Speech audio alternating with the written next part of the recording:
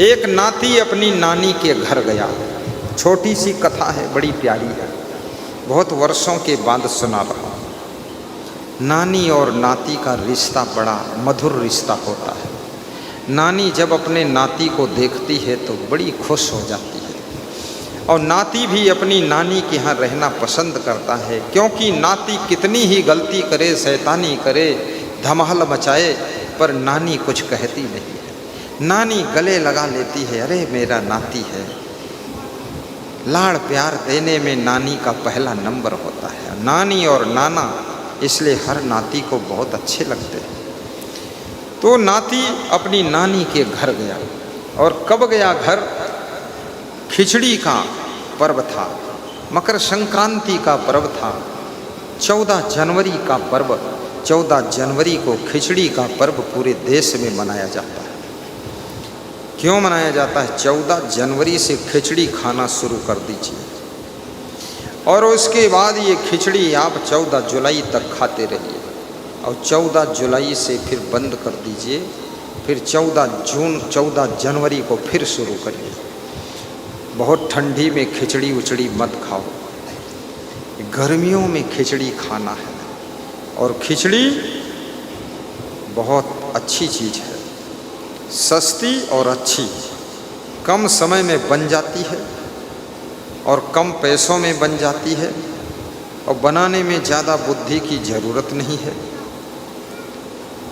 कोई अगर कम समझदार महिला है वो भी बना सकती खिचड़ी। इसलिए विद्यार्थी लोग ज़्यादातर खिचड़ी बना बना कर खाते रहते हैं, और खिचड़ी बड़ी मशहूर खिचड़ी है। इसलिए खिचड़ी कभी कभी खाने से पेट की बीमारियां खत्म होती, और खिचड़ी में छाछ मिला लो तो क्या पूछना, और खिचड़ी में बिना मलाई का दही मिलाकर खा लो तो फिर क्या बात है। लेकिन ऐसा भी नहीं कि खिचड़ी पर ही टूट पड़ो। मैंने बताया है अति किसी चीज़ की ठीक नहीं। एक साधु ने अति पपीता खाया, 20 दिन तक बीमार पड़ा रहा और मरने से बचा। एक साधु ने मीठा खाया अति, तो उसके दोनों पांव डबल फूल गए। डॉक्टर के पास गया, डॉक्टर हैरान हो गया, पूछा क्या हुआ, क्या खाते हो? बोले मीठा। तो डॉक्टर ने कहा मीठा छूना मत, नहीं मर जाओगे, दोनों टांग काटना पड़ेगा। देखिए अति चीज हमेशा खतरनाक है।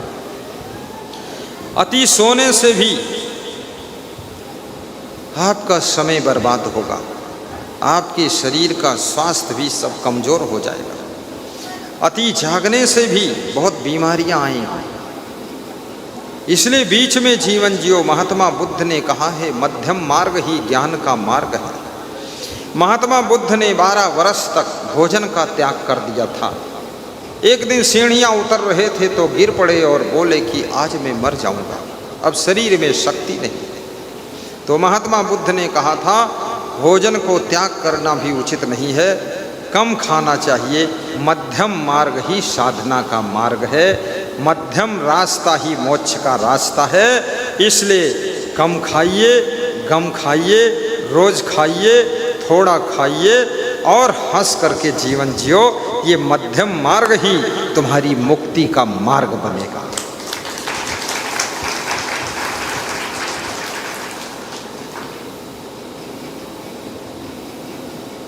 अच्छा जन्म बनाओ। तो नाती अपनी नानी के घर गया, खिचड़ी खाने के लिए गया। और जब नाती खिचड़ी खाने गया, नानी ने खिचड़ी परोसा और नाती खाने के लिए बैठ गया।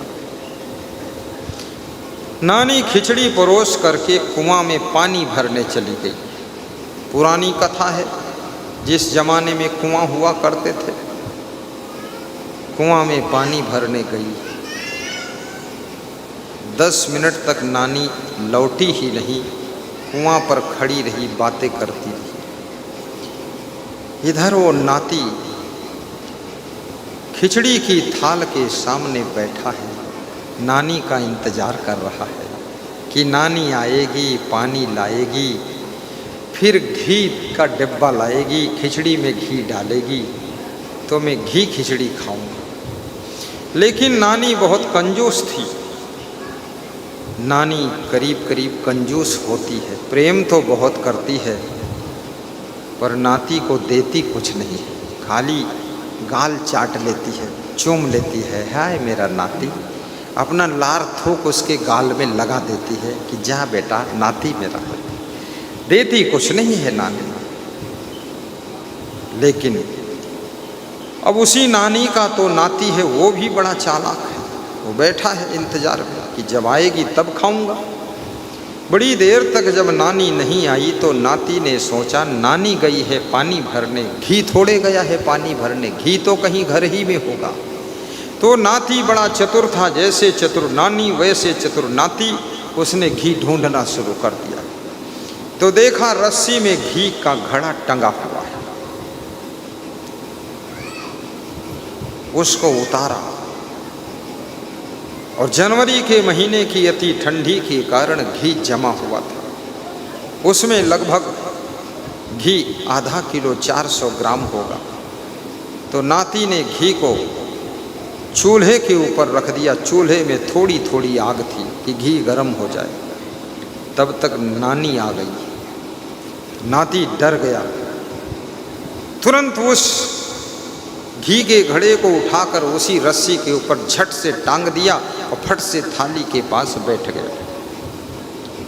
नानी आती है, देखती है थाली में खिचड़ी रखी है, नाती बैठा है, खाया नहीं है। तो नानी ने कहा खाओ बेटा, प्रेम से खाओ नाती, क्या चिंता है, क्यों नहीं खाया? तो नाती बोला नानी जी मैं बिना घी की खिचड़ी नहीं खाता, तो इसमें घी डालो तो खाऊंगा। तो नानी ने कहा घी बेटा घर में है ही नहीं, घी होता तो मैं पहले ही तेरी थाली में घी डाल देती। घी तो है नहीं, इसलिए तो आज तो सूखी खिचड़ी खा ले। और वास्तव में सूखी खिचड़ी अच्छी लगती भी नहीं है, गले में फंस जाती है। या तो घी हो और या तो खिचड़ी में फिर टमाटर की चटनी हो या दही हो या छाछ हो, कुछ मिलाकर खाना पड़ेगा, या सब्जी होगी। सूखी खिचड़ी जमती नहीं। जब नानी ने कहा घर में घी नहीं है तो नाती मंद मंद मुस्कराया और कहा जब मेरे घर में घी खत्म हो जाता है, नहीं रहता है, तो मेरी माँ घी का पात्र लाकर मेरे थाली में औंधा कर देती है, तो मैं संतोष कर लेता हूँ, फिर खा लेता हूँ। तो नानी घी है नहीं तेरे घर में, तो घी का पात्र लाकर हमारी थाली में औंधा कर दो तो संतोष हो जाएगा, फिर खा लूँगा। नानी जानती है कि ठंडी का महीना है तो घी जमा हुआ है, औंधा भी करूँगी तो गिरेगा नहीं। लेकिन नाती जानता है कि घी पिघला कर रखा हूँ, औंधा करेगी तो गिरेगा जरूर। दोनों में चतुर खेल चल रहा है। नानी फास्ट स्पीड से रस्सी में टंगा हुआ घी का छोटा सा मटरा घड़ा उतारती है और स्पीड से अपने नाती की खिचड़ी की थाल में औंधा कर देती है। और ज्यों ही औंधा करती है वो 400 ग्राम घी सब पिघलाया हुआ था, चूल्हे पर रखा हुआ था, तुरंत सब गिर गया, थाल भर गया।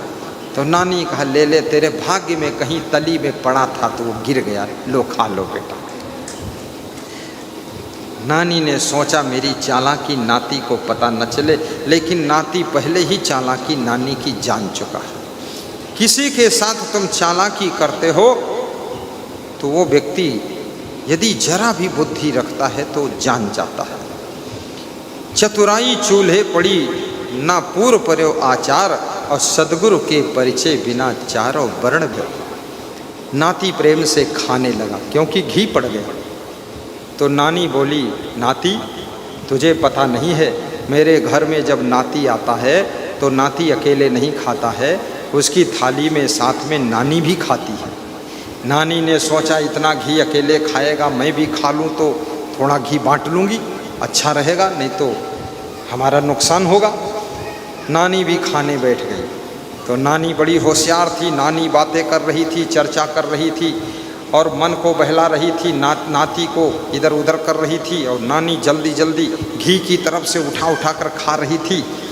और नानी कह रही थी अरे बेटा तेरी जो माँ है ये छोटी थी तब से बड़ी बीमार रहती थी, इसका भी बड़ा दुख हुआ हमको, और तेरी माँ का विवाह बड़े दुख में कर पाया, और तेरा जो बाप है ये भी बीमार हुआ, मेरा दामाद, इसका भी इलाज मैंने करवाया, वो भी दुख मैंने देखा, और तेरे मामा बहुत बीमार रहे, उनका भी दुख मैंने देखा, तेरे नाना जी बहुत बीमार रहे, उनका दुख देखा। ऐसे दुख दुख की बात सुनाती जाए और जल्दी जल्दी नानी खाती जाए, और नाती सुनने में लगा है, नाती कम खा पा रहा है, तो नाती ने सोचा अब नानी को भी सबक सिखाना चाहिए। नाती ने कहा सबका दुख नानी तुम कहाँ तक रोगी, हम सबका दुख उठाकर एक साथ पी लेते हैं। उसने थाली उठाया और सब पी लिया, बोला सब दुख खत्म हो गया।